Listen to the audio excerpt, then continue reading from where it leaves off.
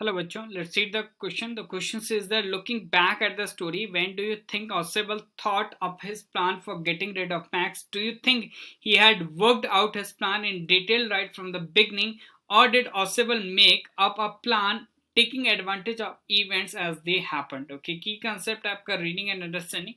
So Osable had no idea about the presence of Max. Osable को कोई पता नहीं था कि Max होगा उसके कमरे में. Okay, जब तक उसने उसे देखा.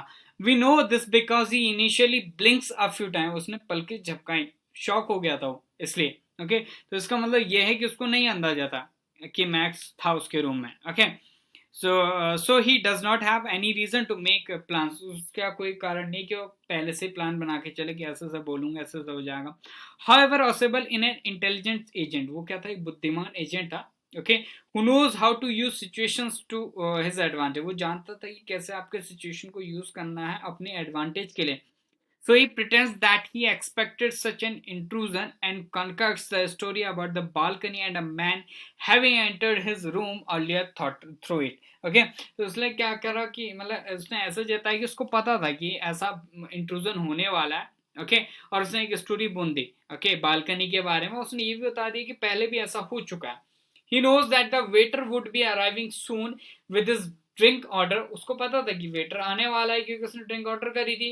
That he creates this environment of panic for max. उसने क्या करा, एक पैनिक वाला वातावरण क्रिएट कर दिया मैक्स के लिए.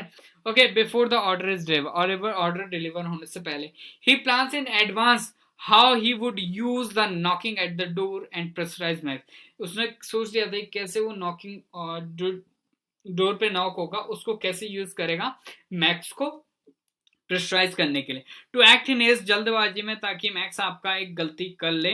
दस he takes advantage of the situation and gets rid of. तो उसने क्या करा, जो सिचुएशन थी उसका एडवांटेज लिया और मैक्स से वहां पे छुटकारा पा लिया. Okay, so guys, I hope you understood the answer. All the best and thank you so much.